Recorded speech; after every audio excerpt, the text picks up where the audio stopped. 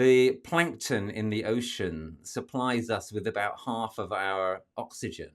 And as we go through the planetary boundary of ocean acidification, and if it continues to get worse, which is very much what is anticipated, then those plankton will carry on dying. I mean, they're already dying in record numbers. They'll carry on dying. This is not just science fiction. We could eventually reach a situation in which the amount of oxygen in the atmosphere is significantly depleted because of ocean acidification. And well, everyone will know that without oxygen, we can't really get very far, nor can almost any other life.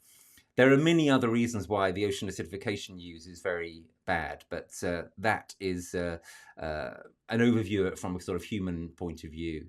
So those are some key reasons for thinking that if you ever hear siren voices saying, oh, we can still stay below 1.5 degrees, or, oh, well, maybe our situation isn't that bad. After all, humans are very inventive and very adaptive and so forth.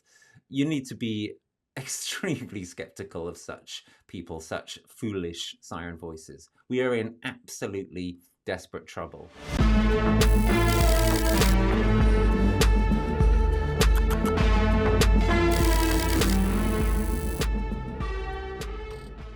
All right. I am joined today by Rupert Read. Rupert, thank you for being on Urgent Futures. Real pleasure.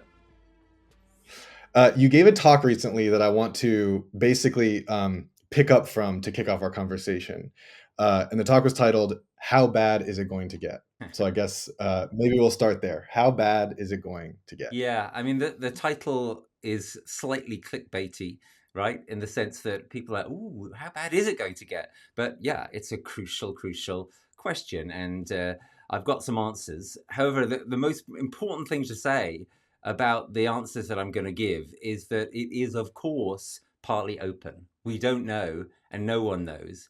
And the key reasons why no one knows, firstly, is scientific uncertainty, etc. But secondly, because it depends upon what we do.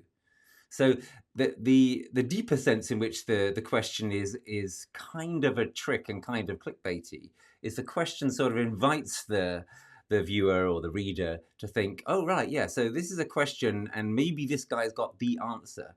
But the essential part of my answer, right, is there is not the answer. It does not exist for these quite profound, completely ungainsayable reasons. So that's perhaps the most crucial lesson I would love viewers and listeners of this podcast to take away from that question. How bad is it going to get? Well, it depends partly on what everybody does, including, dear viewer, dear reader, dear listener, on what you do. Having said that, let me drill a little bit into some prognostication of what is coming. So by the time this podcast airs, we will have had the first calendar year in which it is confirmed that we are above 1.5 degrees of average global overheat. That news, as I speak to you today, Jesse, is about to emerge into the public domain from Copernicus, the satellite on this. That, of course, is absolutely terrible news. It's what I've been saying for some time, along with others, was bound to happen. But I must tell you that it has come even sooner than I expected. Now, of course, some well-informed techie viewers will be thinking to themselves, oh, yes, but 1 year above 1.5 degrees doesn't mean that we're never going to go back down below 1.5 degrees. And that is technically true. However, it is my judgment that it is virtually certain that if we do go down below 1.5 degrees for another year, that will only be a very brief temporary respite. You look at the curve, it has shot up recently. It is a curve, not necessarily exponential, but it's tilting upwards. So and that's a very short way of saying what terrible trouble we are in climate-wise. And of course, climate is only one part of the picture. So something that I'm sure that some listeners will be very concerned about, but many others will perhaps never even have heard of, or at least if they have not thought, well, this is a life or death matter, is ocean acidification. Ocean acidification is one of what Johan Rockström calls the big three planetary boundaries. And it looks like we are right now, passing through that planetary boundary. And that is really, really terrible news. For those who don't have any sense of why it's such terrible news, well, here's one way of seeing it. The plankton in the ocean supplies us with about half of our oxygen. And as we go through the planetary boundary of ocean acidification, and if it continues to get worse, which is very much what is anticipated, then those plankton will carry on dying. I mean, they're already dying in record numbers. They'll carry on dying. This is not just science fiction, we could eventually reach a situation in which the amount of oxygen in the atmosphere is significantly depleted because of ocean acidification. And well, everyone will know that without oxygen, we can't really get very far, nor can almost any other life. There are many other reasons why the ocean acidification use is very bad, but that is an overview from a sort of human point of view. So those are some key reasons for thinking that if you ever hear siren voices saying, oh, we can still stay below 1.5 degrees, or, oh, well, maybe our situation isn't that bad. After all, humans are very inventive and very adaptive and so forth. You need to be extremely skeptical of such people, such foolish siren voices. We are in absolutely desperate trouble. So in terms of prognostications on how bad it's going to get, well, it's going to get very bad. It's going to get a lot worse than it is, whatever we do, right? But what we do will determine whether it gets a lot worse than it is right now, or whether it gets, as it were, infinitely worse than it is right now. We still very likely have the opportunity to prevent the Earth going into its so-called hothouse state, which we must try to keep it out of. We still have the opportunity to start to row back on some of these impacts, such as the ocean acidification one, if we were to take serious action on climate, but also the ocean acidification issue actually dovetails in with a number of other issues to do with the ocean, such as plastic pollution, and indeed sewage pollution, and those it would be much more feasible to potentially take action on. And crucially, we have capacity, and this is something that I'm talking about more and more, and that the Climate Majority Project that I lead is talking about more and more. Crucially, we have the capacity to determine how we respond to these impacts, these coming impacts. So I mean the kinds of effects that we're going to get, for example, from climate chaos, of more intense storms, etc. So we're putting a lot of emphasis now, and perhaps we'll talk about this more during the interview, on adaptation, on strategic adaptation and transformative adaptation. And this is something, this is quite encouraging, that literally everybody can do. You know, you can get involved with transformative adaptation by, for example, getting involved with food growing where you live, and there are 100 other important ways. So let nobody think that there's any spectator sport here, right? This is a fully participatory engagement, endeavor, our future. And yeah, that's my answer. Still relatively succinct, I hope, to the question you posed, that I posed. That was great. I mean, I'm almost inclined to just sort of in the interview and say we got it. But of course, there's much more to get into. I was where my brain was gonna take us next was Thrutopias, because of course you get into the idea of a Thrutopia in that talk. But you've kind of tagged the idea of, or the ideas of, strategic and transformative adaptation. You are also the co-editor of Deep Adaptation, so you're sort of the man who sort of groks and has really outlined the different forms of adaptation. And since we're going to be getting into each of those in this interview, I'd love if we could sort of chart the differences among the three, so that as we're going, there's clarity. Yeah. So let's talk about different forms of adaptation. This is absolutely crucial, and it's a key topic in my newest book, which is just out, Transformative Adaptation, which I do recommend to people. It has the virtue, unlike some of my books, of being quite short. It's a small book. A lot of people like that these days, I find. So in the Transformative Adaptation book, we spend a fair bit of time talking about these different forms of adaptation, and I make the bold claim in the book, and it's right there on the back cover: the struggle to define adaptation will be the defining struggle of the coming decade. And I believe that. It is absolutely crucial that transformative adaptation and strategic adaptation become central to the adaptation debate, which will be getting underway in earnest, I can promise you, sometime soon, if it hasn't already started. And more importantly still, of course, crucial to the action that we take. In other words, most of our adaptation needs to be transformative and strategic. Otherwise, we're in absolutely desperate trouble. So what is transformative and strategic adaptation? Well, let me start off by talking about adaptation as it is mainly being practiced so far, insofar as it is being practiced. And that is what Jem Bendell, my colleague on the Deep Adaptation book, called shallow adaptation. I think a useful term for it now is reactive adaptation. So what we're talking about when we talk about shallow or reactive or defensive or incremental adaptation is adaptation which is reactive to particular events and tries to deal with those events. So, for example, you get a bad flood, and you start agitating. Oh, we need higher flood defenses here, so that the next time it floods like that, we can cope with it, or maybe a little bit higher still, so that we can cope with a somewhat worse flood event. Defensive or reactive adaptation, it's trying to defend the system as it is. In that sense, it's worse than nothing, right? Now, of course, when I say that, I'm not saying we shouldn't do any hard flood defenses or whatever. Of course, I'm not saying that for a minute.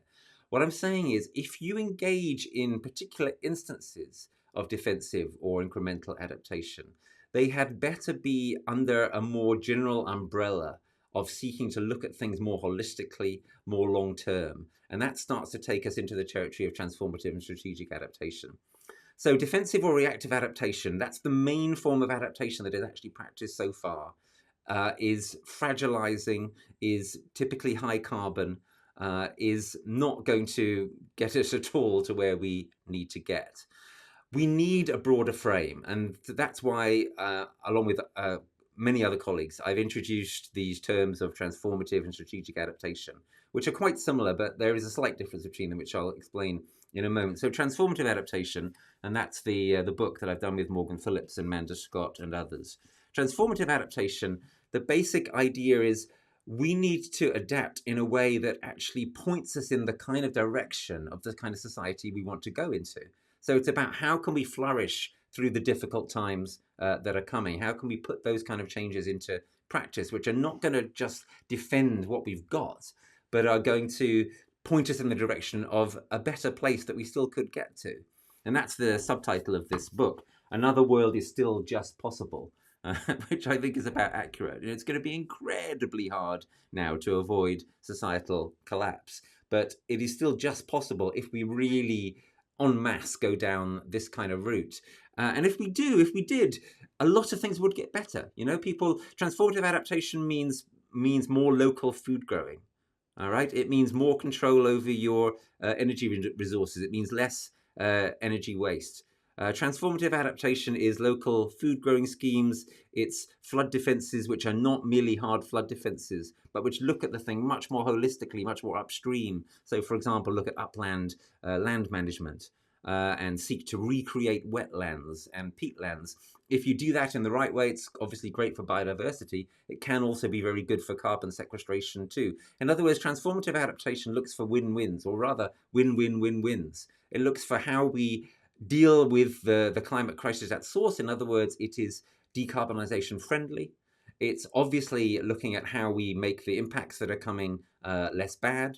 It's pointing us in the direction of the better society we need to move in. And it's generating all of these kinds of improvements in a way that, most crucially of all, perhaps, builds community, because we're going to need so much more community solidarity in the times that are coming. The reason why we have so many people living lives which are essentially almost solitary or in nuclear families, etc., is because we can, because of this fossil fuel pulse that we've had and this relatively stable climate that we've had. But those situations, those aspects of our situation are coming to an end. We are going to need each other a lot more in the future. And that's the absolute heart of transformative adaptation. Now, strategic adaptation, as I say, is a massive overlap between it and transformative adaptation. One reason for putting forward the strategic adaptation frame, which is the frame which we're using the most in the Climate Majority Project, and that I'll be writing about a lot this year, and look out, for example, for our report for the Open Society Foundation on strategic adaptation. Strategic adaptation, we think, is a frame that may appeal more to policymakers and, in fact, to some change makers as well. It really emphasizes the strategic dimension of what we're doing here, and it emphasizes also the pragmatic dimension of it. So even more than transformative adaptation, the frame of strategic adaptation says, look, we need to think about things holistically, long-term, etc. But sometimes the right way to do that, at least in terms of taking care of ourselves and not getting derailed and knocked out in the meantime, is, of course, to engage in instances of defensive or incremental adaptation. So strategic adaptation tries to say transformative adaptation is at the heart of it, but also we need to be ready to point in the direction of instances of incremental adaptation, or indeed of deep adaptation, when that's most relevant to the situation that we're in. And that takes us finally, therefore, to deep adaptation. And deep adaptation, as some listeners will be well aware, is the idea that we need to adapt for the possibility, which is in fact a probability, of sooner or later some kind of societal collapse events.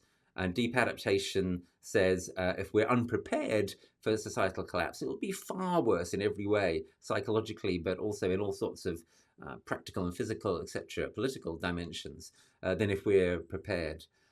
So my passionate belief, and this is why I worked on the deep adaptation book with Jem Bendell, is that it is now elementarily obvious and rational to engage in deep adaptation, but that the overarching frame, as I've said, should be transformative or indeed strategic. And when you're approaching things through the strategic lens, then deep adaptation looks like an insurance policy. And if you're somebody who thinks, well, maybe a collapse isn't actually as likely as Mr. Read believes, you should still engage in deep adaptation as an insurance policy. So deep adaptation and shallow adaptation then sort of come in where appropriate, as activities that are needed where they're needed to support the overarching endeavor of moving in the direction of a transformed future, which we need to approach in the strategic way that I've started to outline there. Thank you for that. Okay. The Transformative Adaptation book is awesome. I fully co-sign the idea that everybody should go grab it. And unfortunately, these ideas are more relevant now than even when you published it a couple months ago. Yeah. And I really love the themes. I mean, there's so much to pull out, and I also appreciate it's a quick read, but it's really information dense, and you have a real wonderful variety of invitations into the subject matter. But I want to go on this kind of relocalization tip, which seems to be a recurring theme throughout. Because I'm also seeing a lot of people starting to think about this from a political valence in the U.S. in the wake of the catastrophic election. Yeah. And so, talk to me about how relocalization fits into these schemas. Like you bring up transition towns, and so thinking in those ways. Yeah, absolutely. Relocalization is coming. Right, that's my central message about this aspect of the topic, which I'm so glad you asked about, because it's crucial, and it's been crucial to my work for many years, including the work I did jointly with Helena Norberg-Hodge, who I'm still collaborating with, the brilliant author of Ancient Futures, a book that I'd strongly recommend to listeners. Relocalization is coming. Why do I say that? Because that seems an awfully kind of an awful piece of kind of certainty. One of the kind of lines running through my work is we have to be precautious, we have to be serious about engaging with uncertainty, etc. There's vast amounts of our future, and this is how we started this podcast, that we cannot be certain of. But there are some things, I argue, that are certain. One of them is that this civilization, in anything like its present form, is coming to an end. And linked to that point is that the future is going to be more local. It will either be more local because we collapse, and if we collapse, then a collapsed society is a society that is by definition more local, insofar as it's still a society at all. Or, and this remains, the slight chance, the other world that is still just possible, or we will have a future in which we have relocalized to a significant extent. We have transformatively adapted and deeply adapted as well. And the beautiful thing about transformative adaptation is that we aim at what we want. And I don't know if you can see here, I've got Earth on my hands here. I've just come to this straight from working on our land outside. And what we're doing in the third of an acre that we've got here, which isn't much, but you'd be amazed the amount of biodiversity and food that can be grown in a third of an acre. Totally organic and permacultural and so forth, of course. Why am I mentioning that? Well, what we're trying to do here on this little third of an acre is to build some resilience, is to build a bit of a buffer. And I'm working, my wife is working also with our local community here to try to encourage more of that. And that's, if you will, a bit of deep adaptation. And we're working to create, our fragment of the better future. We're lucky enough now, because of the food that we grow here, to eat a diet which has, a lot less crap, to use a technical term, in it than the average citizen does. And we have beautiful, fresh, nutritious food, like a lot of the year round. Not all of it. We don't, we're not self-sufficient, but we get maybe 30-40% of our needs from the land here, and that percentage continues to increase. And that is, in its small way, that is transformative adaptation in action, and that is localization in action, right? My wife and I don't need to visit the supermarket as often as most people. In fact, we go to the supermarket, I don't know, once every month or two, maybe, at the most.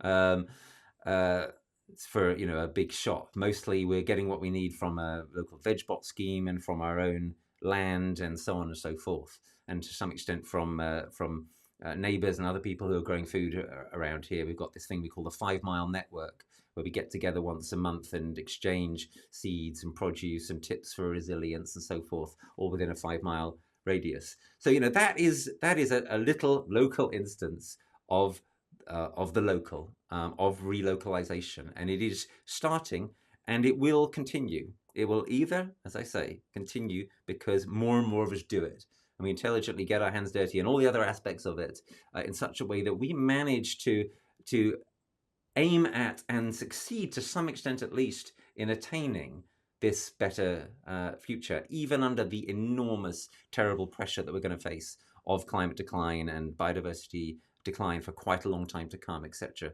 Either that's what happens, or there's a collapse event or collapse events. So relocalization is coming. That is my crucial message here in relation to this absolutely crucial topic. And I think that this epochal change will start to become understood within the coming generation. Probably the reason why it will start to become understood is because collapse events will start to occur.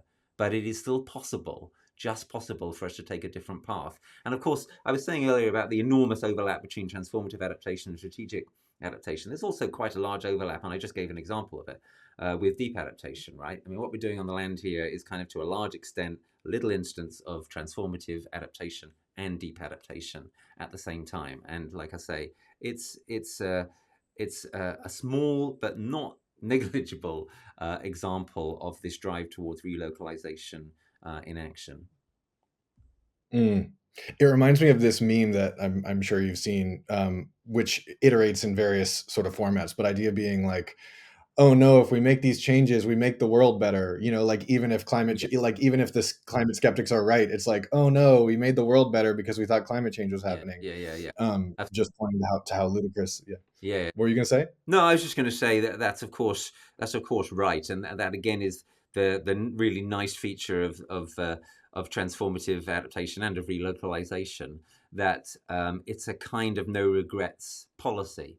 What happens for right now, as I say, is I've put in quite a lot of effort and keep fit and so forth, and get all this lovely food and build community, and I'm better prepared for bad times. And all of this may come to nothing, but in the meantime, I wouldn't be doing anything else.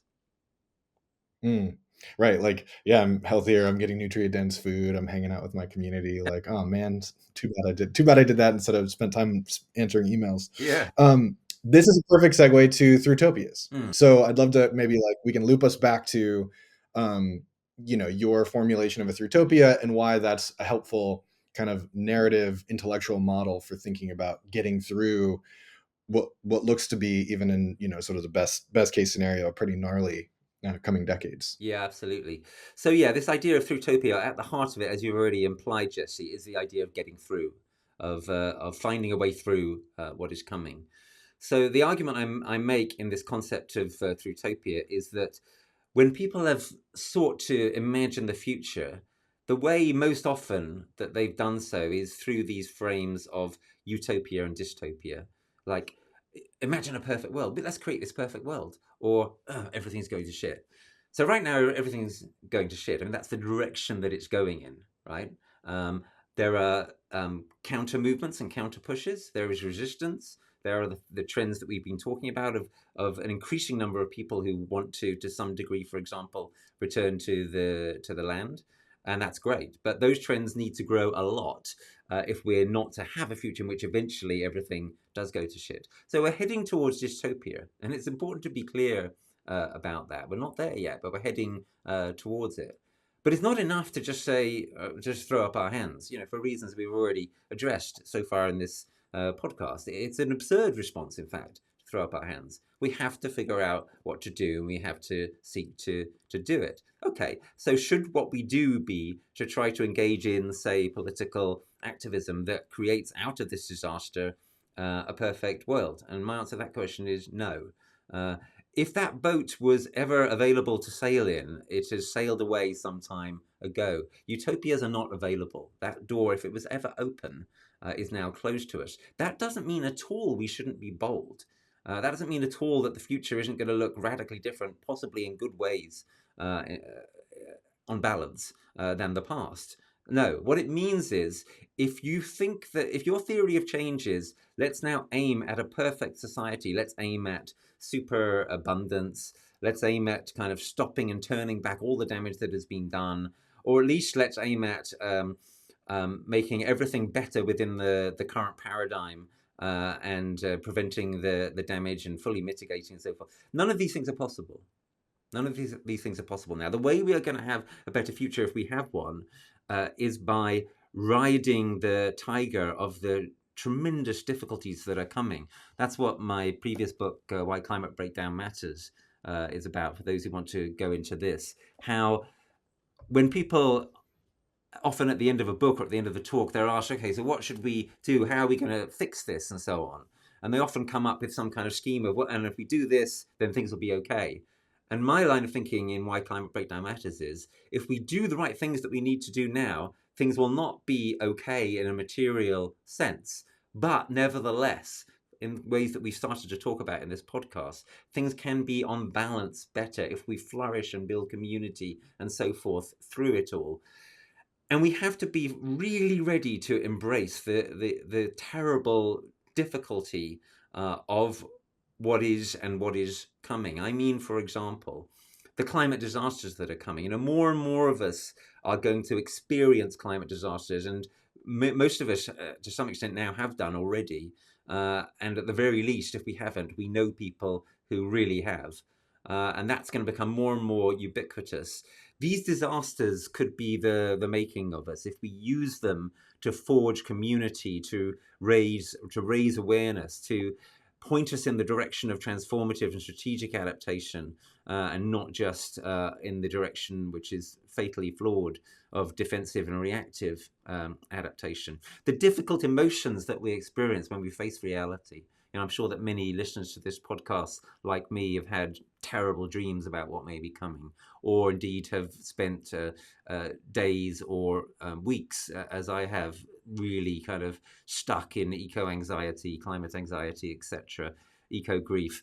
These are logical reactions to our situation, right? This is, if you haven't done that, there's something you should ask yourself about, am I really paying attention? If you're not sometimes terrified, then you're not paying attention.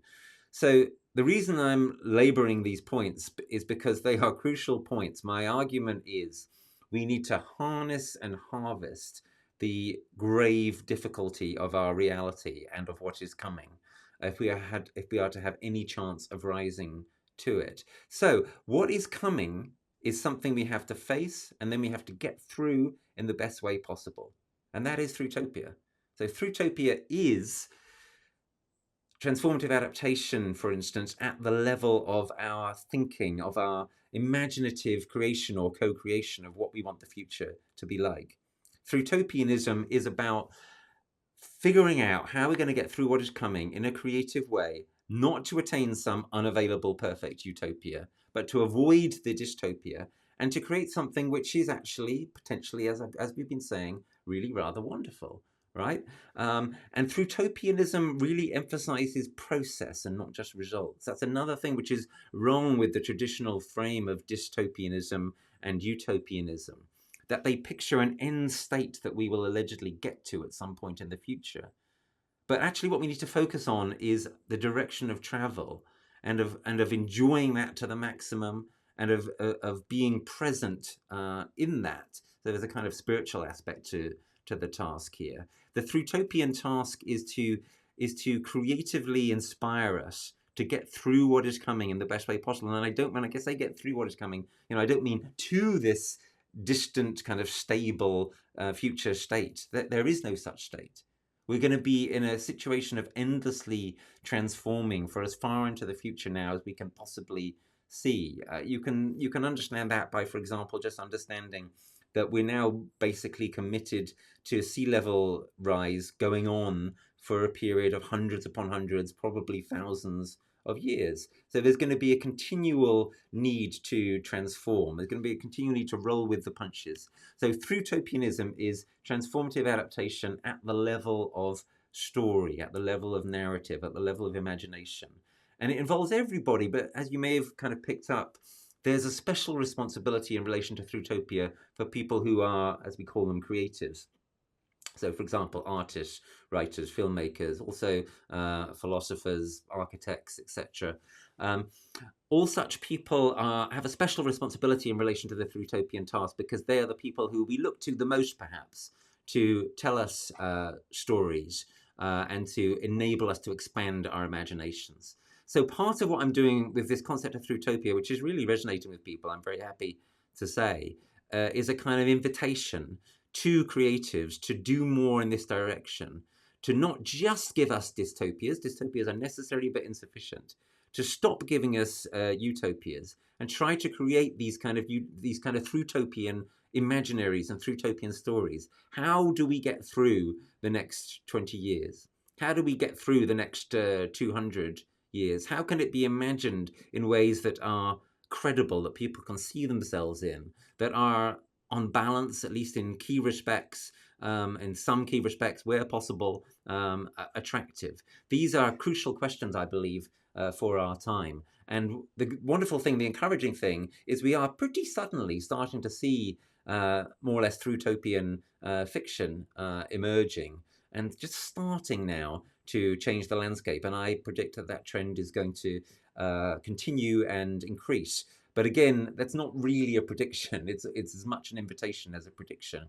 If anyone's watching who is like seriously artistically talented, I would say, this is the great work for you for our time. This is your great responsibility.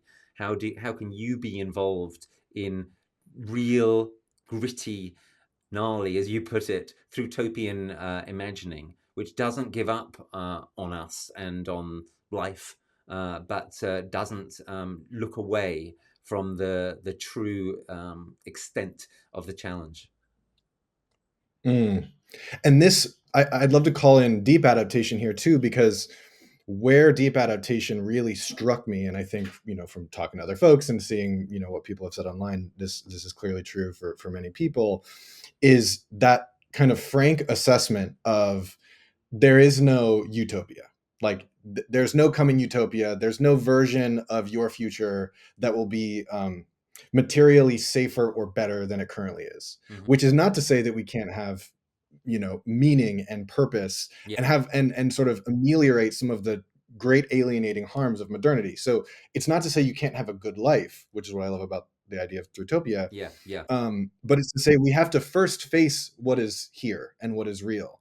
And I gather that maybe you don't sort of fully sort of ascribe to the we're past all the tipping points. There's no point even in trying to sort of reverse the tipping points, which I think some of the really extreme there's a sort of extreme contingent who sort of believe it's like throw your hands up. It's like it's coming. We just need to learn how to live with whatever the shape of the collapse will be.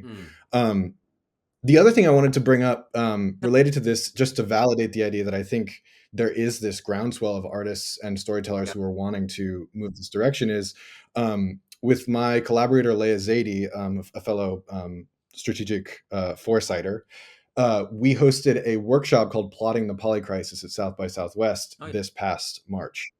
And it was completely full. People were staying afterward, and we were just giving the 4 R's, panarchy, like basic sort of models for understanding kind of the polycrisis from different vantages, and then talking about where narrative fits in. And people were hungry for it. So Good. I do think we're in this moment where people are starting to wake up to it, and I'm encouraged by that. Yeah, absolutely.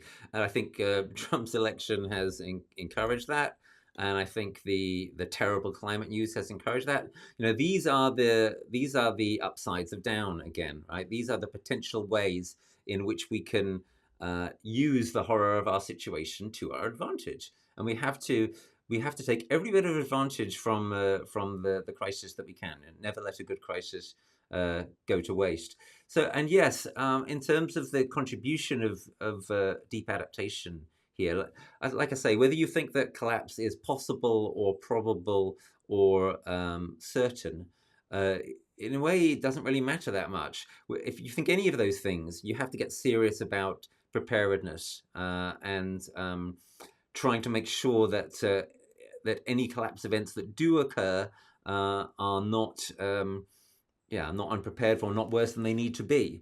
Um, and what the deep adaptation approach, helpfully does is skewer the idea that we know that everything's going to be fine. Because of course we never really knew that, but we certainly don't know it now because it's not true, right? In the ordinary material sense, things are going to be on balance in many ways harder for a long time to come now. I mean, Mm. look at a kind of practical example like travel. We are getting to the point, and we may already be at the point, where many forms of travel are becoming harder, or at least less reliable, right? So, rail travel now quite often gets delayed by various kinds of climatic interventions. So does road travel. Look at 2024 as a year for car soup. The astonishing pictures, which we've sort of grown used to quite quickly, but I can't really remember seeing at all more than about a couple of years ago, of hundreds upon hundreds, in some cases, of cars piled up in streets in Valencia in Spain, in other places in Spain, and other places in the world.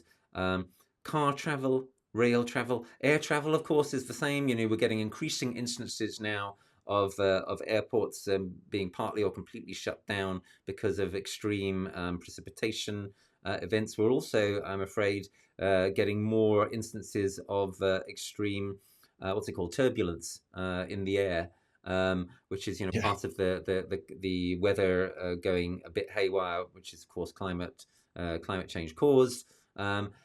This is a trend which is not going away. And this is of course another long-term reason for the trend of relocalization. So the narrative of endless growth and progress is starting to run into some very real buffers now as we overextend ourselves beyond planetary boundaries.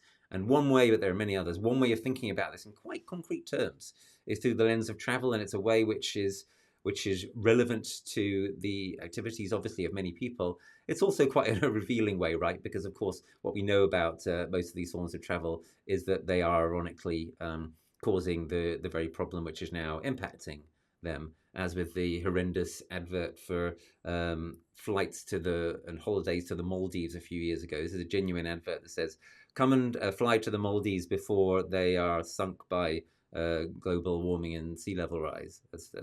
That's more or less a direct quote from a genuine advert. I keep sort of giggling and chuckling every so often because, of course, you've got to preserve your sort of gallows humor in this kind of situation. Otherwise, you would just cry.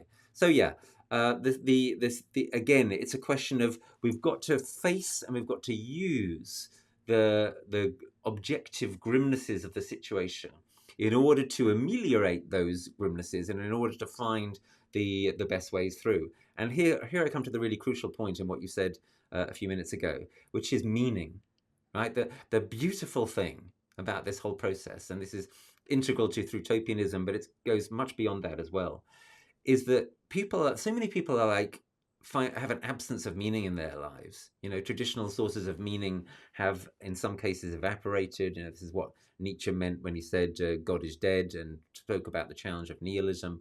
But there are many other ways of looking at this, obviously.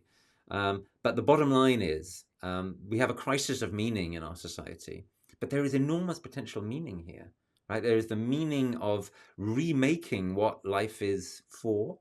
And there is the more kind of simple bottom line meaning of how do we manage to look after ourselves and care for each other and what we hold dear and so forth under this immense and growing challenge. So, far from it being the case that in the face of the climate and ecological crisis, meaning is being sort of evaporated from our lives, I would say it's the very opposite. Right? Meaning is being re-injected into our lives. We're being given an enormous opportunity here to really find our meaning. And that also comes down to communities and individuals, like whoever you are listening to this right now.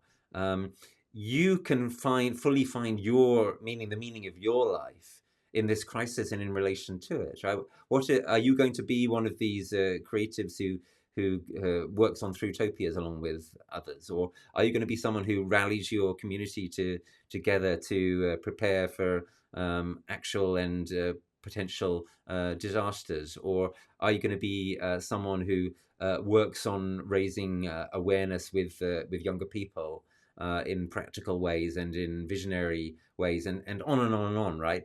And whatever your skills are, whatever your resources, whatever your profession, etc., there is a way, and probably there is a best possible way also, and you may not have found it yet, for you to contribute to this great work. And there's something really exciting and wonderful about that, and that's certainly been my experience, over the course of my life. I've been fortunate enough to find my life's purpose increasingly, and I'm really, really in it now, and that's brilliant. So amidst the absolute horrors, which still get to me sometimes, obviously, of where we're at, there is an immense opportunity for purpose and meaning.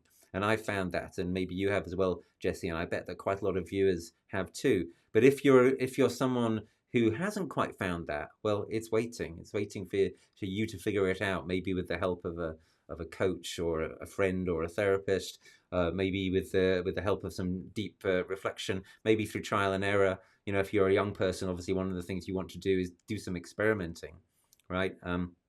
Try sort of apprenticing yourself a bit to someone who's kind of figured out their purpose, or try joining a team doing this and then a team doing that, and so forth. But yeah, this meaning, this purpose, it's ready and waiting, if you will, to be made by and for all of us. And that is a really immense and intense silver lining to these terrible, unprecedented storm clouds. Here for it. This is also talking about meaning, purpose. You've brought up belief, and particularly given your background, a question I have for you is there's sort of two adjacent buckets, and you can kind of answer them as feels right to you. On the one hand, I'm wondering where you see spirituality, eco-spirituality factoring into all of this, whether for yourself or for others. But then I'm also wondering where you see the role of philosophy fitting into this, because obviously, the field of environmental ethics is still pretty young relative to sort of philosophy. But this seems like a place that philosophy could be making major contributions. And I'm not a philosopher, and I'm not sort of in academic philosophy circles, but I'm a hobbyist sort of philosophy reader. And it seems to me that there's not enough philosophy in this domain. But maybe that's because I'm not looking in the right places. So yeah, I want to throw that to you, the buckets of philosophy and spirituality. Yeah, super. Yeah. Well, yeah. I'll comment on this a little from my own perspective in terms of the contributions I've been trying to make, and then I'll broaden it, and I'll take them in turn. Let's start with philosophy. So, Why Climate Breakdown Matters is a work of philosophy. It aims to be an accessible work of philosophy, but it does real, proper philosophy in the course of it. Look, I agree with your judgment. I think there isn't enough philosophy which is rising fully to the challenge of our time. That's partly because philosophy has become too academicized and too specialized, which is a feature of our civilization that partly explains why we're in such trouble. The person who's done the greatest analysis of this dimension of our trouble is Ian McGilchrist. I'm thinking especially of his book, The Master and His Emissary. I'm also thinking of his more recent book, The Matter with Things.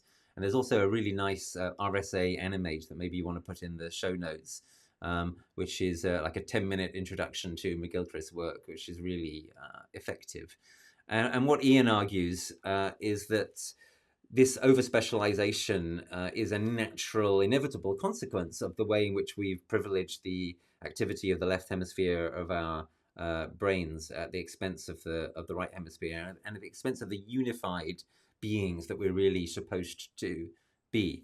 And what Ian is doing is itself a contribution to philosophy. He wasn't trained formally as a philosopher. He's a polymath who was mainly trained as a neuroscientist and a psychiatrist, but he's acquired a very considerable philosophical set of abilities across the years.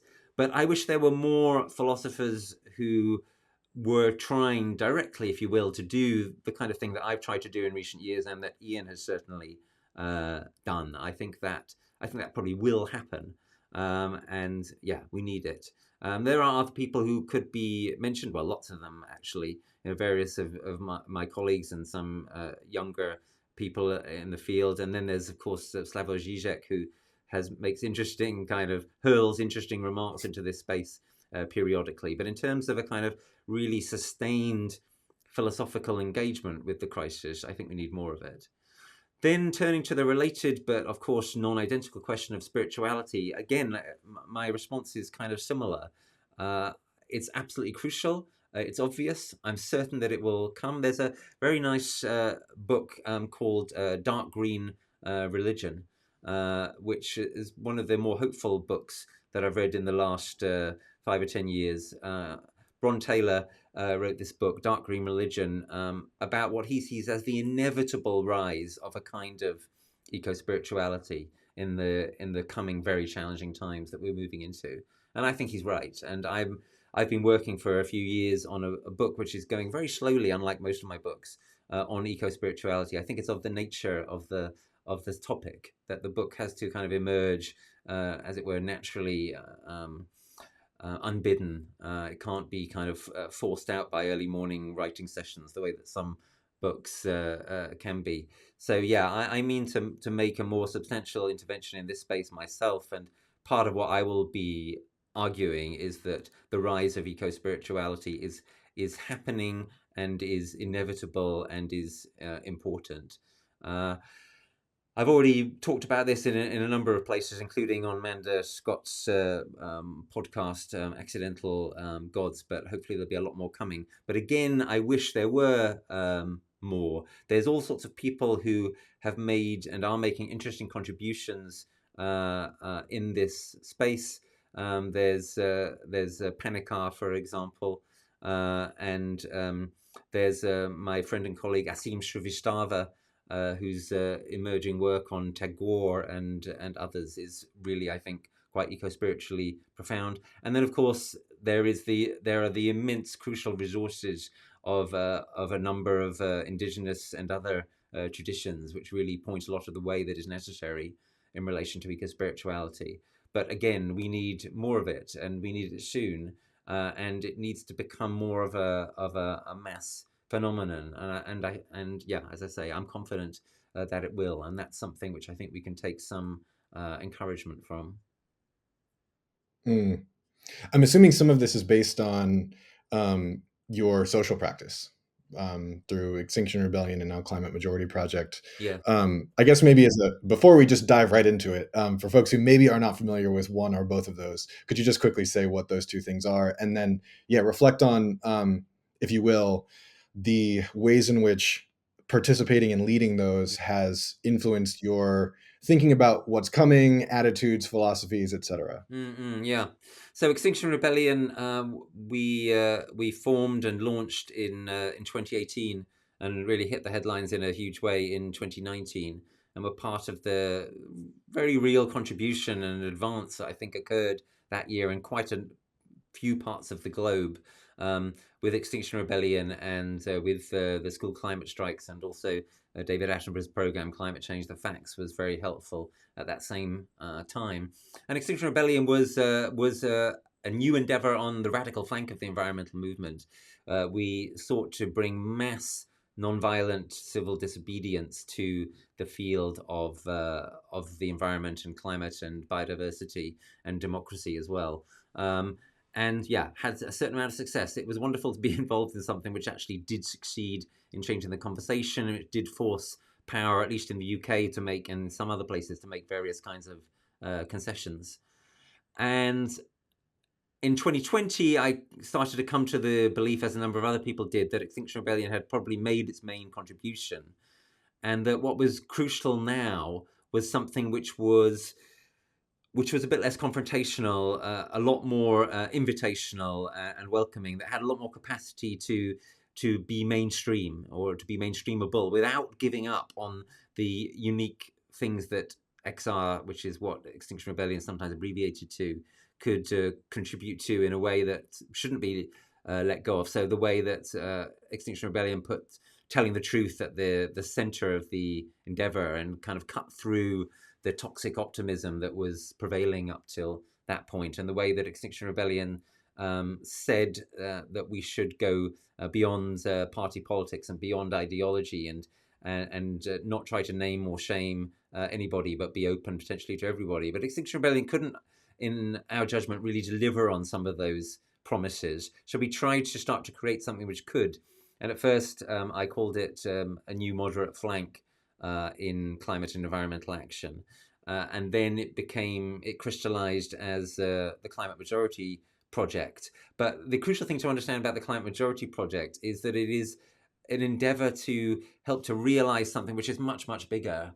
The climate majority refers to the majority of people. Most people are already, to some extent at least, awake. Most people are concerned.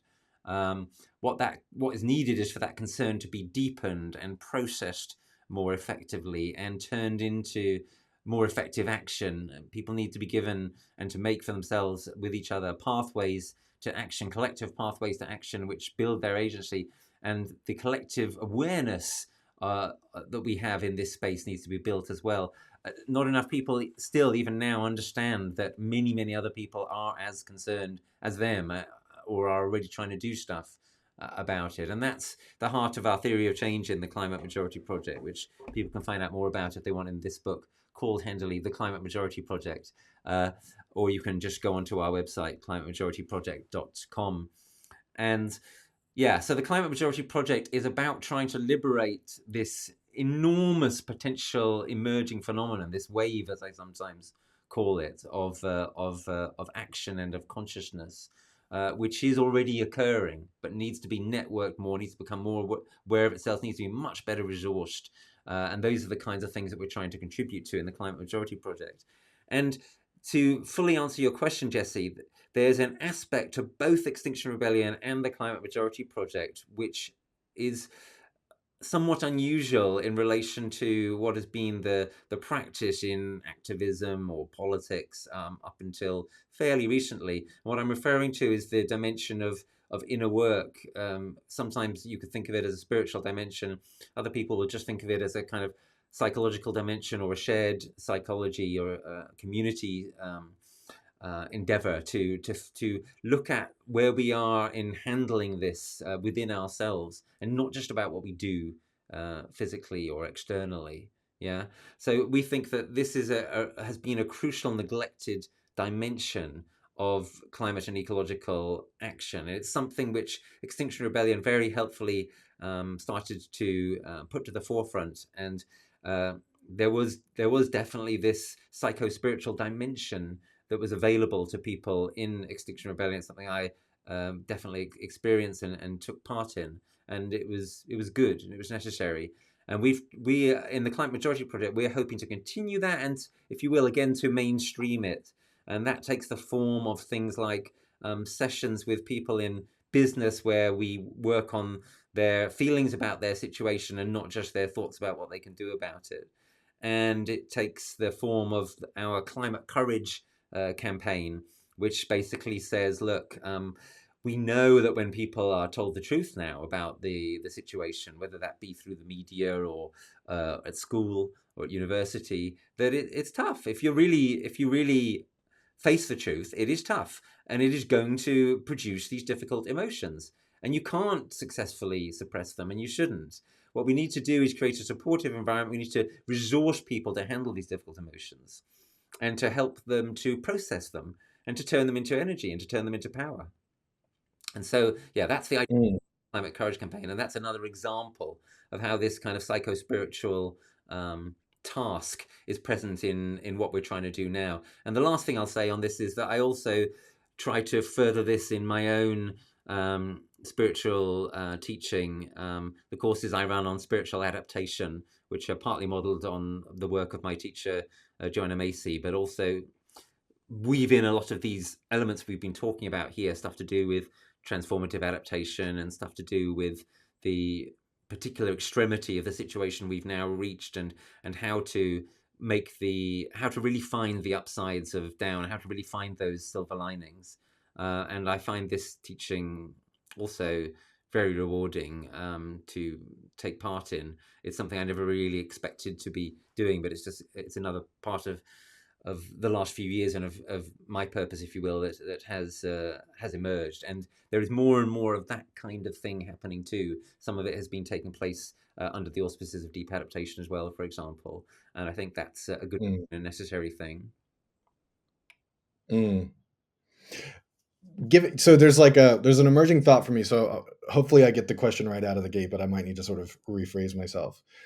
I'm wondering if you, in thinking about this kind of holistic approach to self-realization and confronting the really daunting aspects of deep adaptation and thinking about climate courage, Yeah. do you see those as being at all at odds with some folks' idea that we still need radical flank action? Like the people who are really in favor of what groups like Climate Defiance and Just Stop Oil are doing, kind of carrying the banner of what XR initiated. Do you see those as being kind of two parallel tracks? Do you see them as being at odds with each other? I know you have this really wonderful, it's a panel, but it sort of turns into a brief kind of debate between yourself and Andreas Malm that I really encourage people to go watch. So I'm not necessarily asking you to sort of reprise all of those beats, but I'm just wondering, like, as we're talking about this aspect of, I think a lot of people think about spiritual fulfillment bringing a certain type of peace and equanimity that maybe are not typically associated with radical flank activity. Yeah, well, I do think that is a good question and a live concern. Obviously, there is an in principle compatibility between the radical flank and the spiritual approach, because that's what Gandhi brought and that's what Martin Luther King brought very famously in the 20th century. But one can lose touch with that. And I think when one does, it can be problematic. And I think we've seen a little of that in the last couple of years. I won't try to, as you say, to go over stuff I've talked about on this at some length with Andreas Malm. Also, there's a lovely, I thought it was lovely, I think Roger did too, debate between me and Roger Hallam about this. And you can more recently see my piece in Eon about this, which addresses this very directly. And one of the things I say in that piece, which is worth reprising here, I think, is I am not in the strong advocacy I make now for the new moderate flank approach, for appealing to the climate majority. I am not saying there is no place for the radical flank, not at all. I am saying people need to think very carefully, especially at this moment, about what radical flank activities they engage in and when and why. And don't just do it as a kind of form of virtue signaling or as a form of kind of expressing your anger or anything like that, because those are not good enough reasons. And I mention in that piece, that Eon piece, the work of Scientist Rebellion, which I think is a pretty good example of probably, on balance, helpful radical flank activity at this time. That's perhaps kind of enough on that question. Mm. Well, so thinking about the now, obviously we're recording this episode before Trump officially takes office. Yeah, It will inevitably come out shortly after he takes yeah, office. Are there any ways? Obviously, you're not based in the United States, but of course, what happens in the United States has spillover effects yes, in the West and in the yes. rest of the world. Are there any ways that your thinking has evolved or shifted or accelerated in preparing for the impending Trump presidency?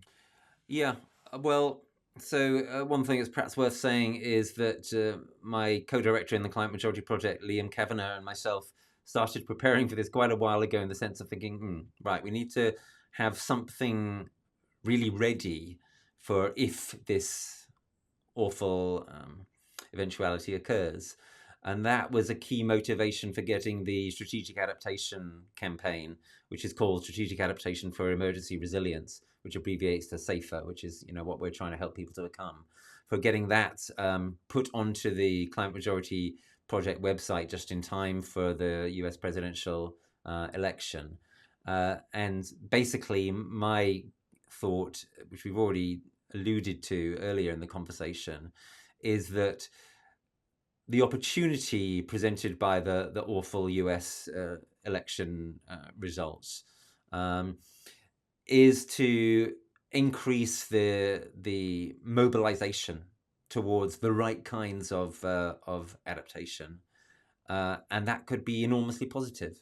And people have now got some illusions stripped from them, which they might have held on to if, say, Harris had somehow made it to the presidency.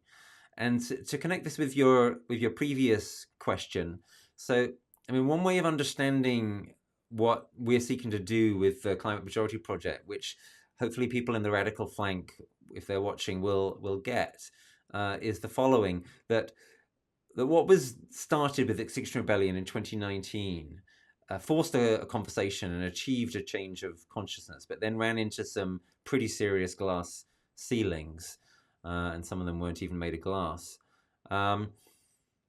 If we're ever to have a situation where more people are ready to, I mean, many more people are ready to engage in nonviolent direct action in relation to these crucial causes that we're discussing here today, that will be because we've found effective ways of getting those people on side, and they've been frustrated by taking other forms of action. So, what we are trying to do with the Climate Majority Project is to showcase and support for ways of acting, the vast majority of which are completely within the law. In the field of the law and in business and finance fields and in community adaptation and in relation to rewilding and so forth, people can look at all these various kinds of examples, retrofit on our website, etc. And we're trying to draw attention to and raise collective awareness of the rise often below the radar of these phenomena.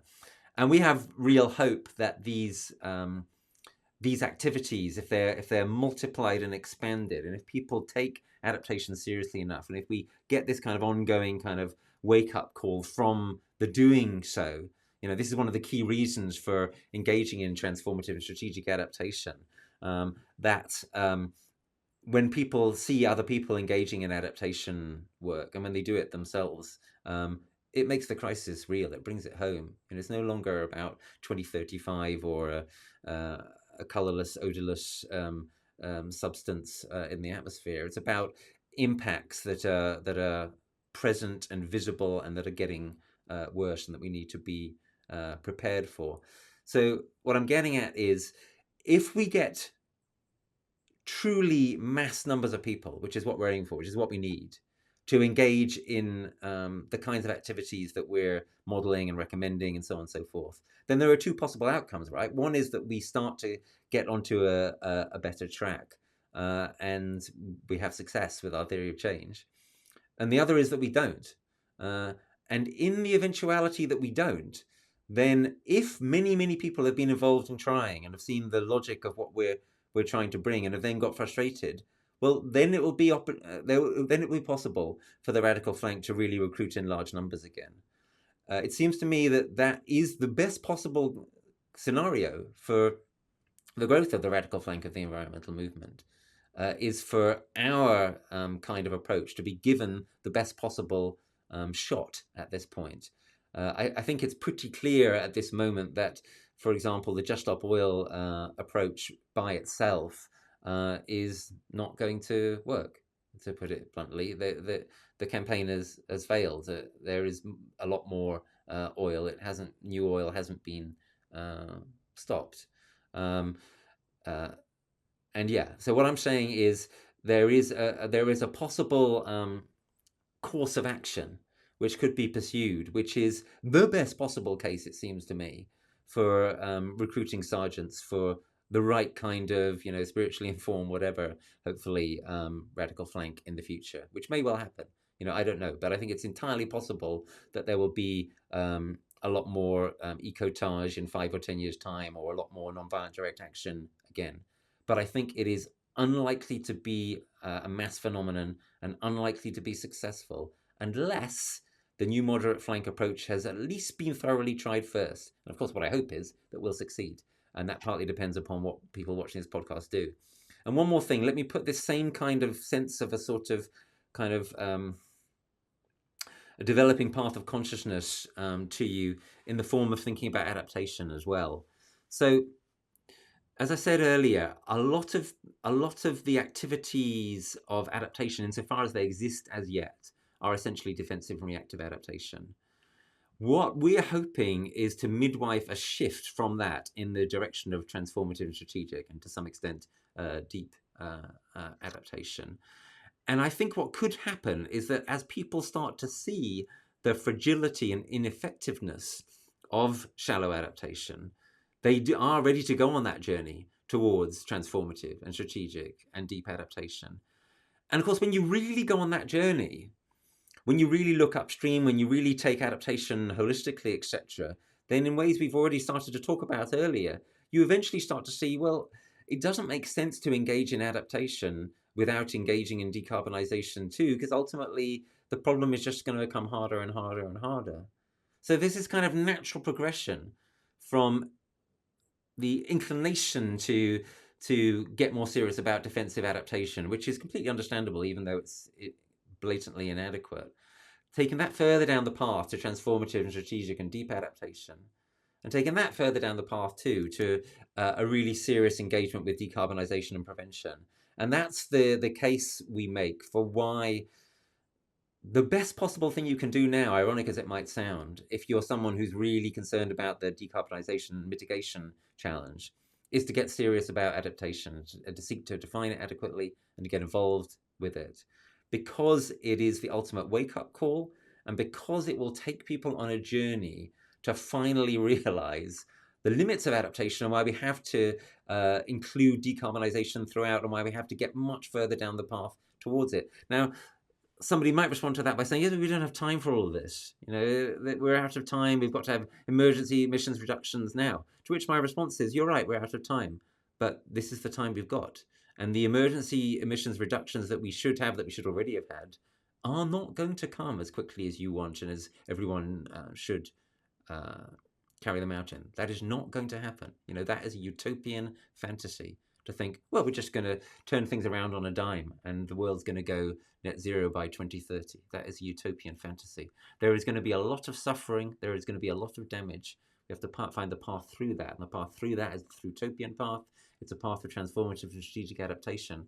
And it will, if we follow it rigorously, and if we make it big and strong enough, it will lead people in the very direction that we need. It will lead people in the direction of ultimately taking decarbonization, etc., as seriously as it needs to be taken.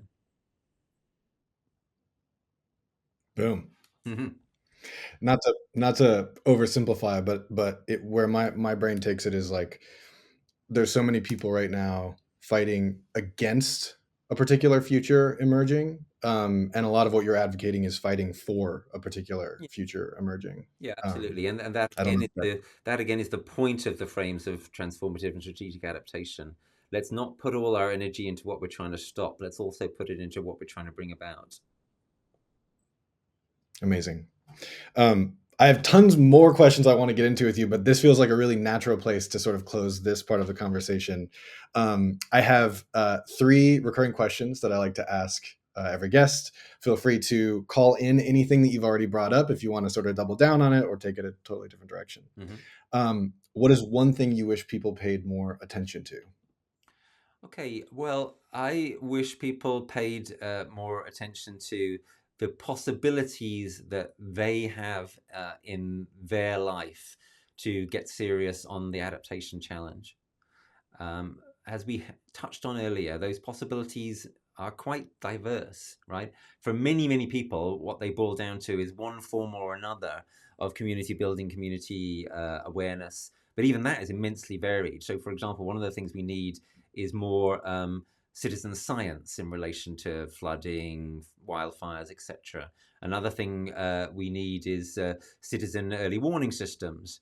But the thing about adaptation is that, of course, it is a total challenge across the entire field. So it's completely relevant also to business and to politics and so forth. So wherever you have potential reach and access, network, resource, whatever, wherever you spend most of your time and talents, there is an adaptation challenge waiting for you. For many people, for most people, it will probably be somewhere in the field of your community, but for others, it will be something quite different. It could be, global.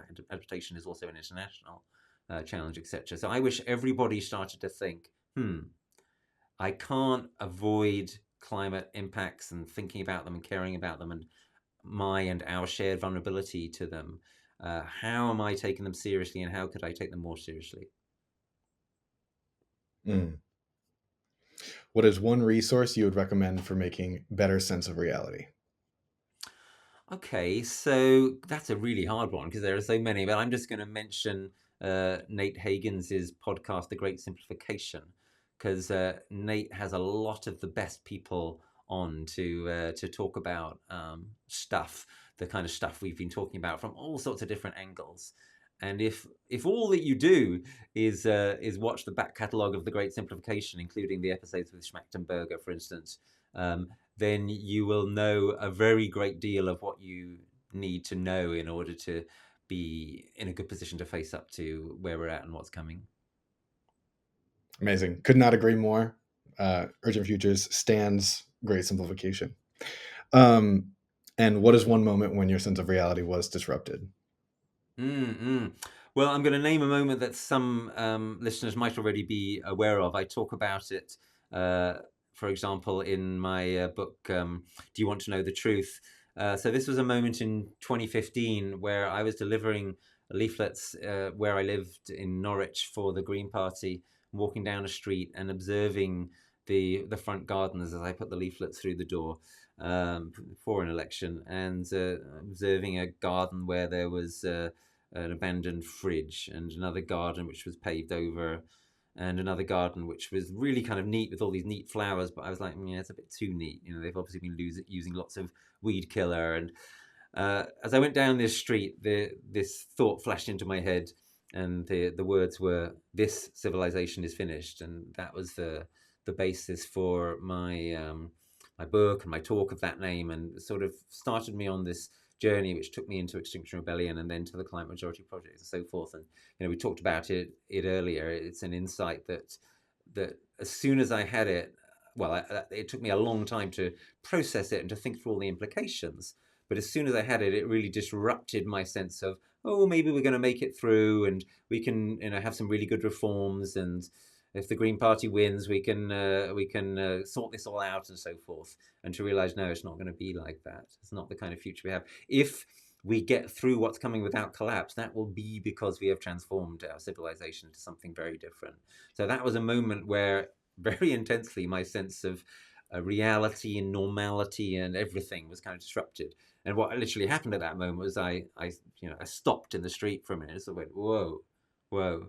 And yeah, that started off this process of thinking and writing, which over a period of years led to this work, and led to the place I find myself in now, which, as I say, is a place I am very happy to be in, given the context. Mm.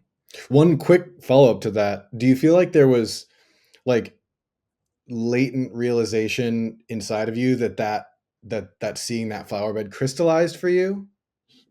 Well, yeah, sure. I'm sure this insight didn't, it didn't come from nowhere, right?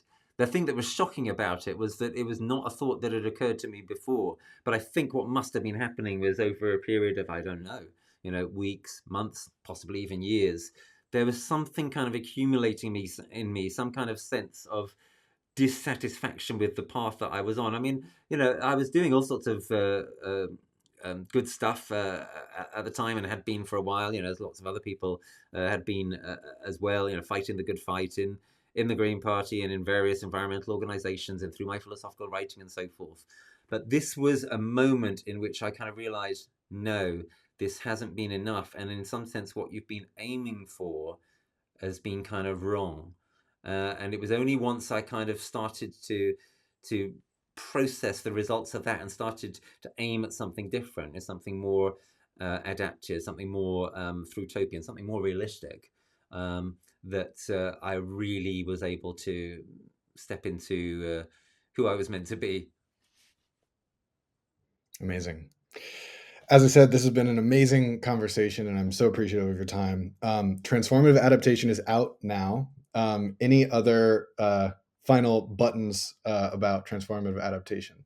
No, I'm just going to perhaps reiterate that if you're afraid of any of my weighty tomes, this one is you can read it in a day or two, right, Jesse? I actually did read it in a single day. You read it in a single day? There you go. Excellent. It's true. I did. I did. Yeah, absolutely recommend people read it. Rupert, thank you again for being on Urgent Futures. Jesse, it's been really enjoyable. I've loved the ebb and flow of the conversation, and yeah, thanks so much for your really perspicuous questions. This podcast is edited and produced by Adam Labrie and me, Jesse Damiani. The podcast is presented by Reality Studies. You can learn more by visiting realitystudies.co. And if you appreciate the work I'm doing, please subscribe and share it with someone you think would enjoy it.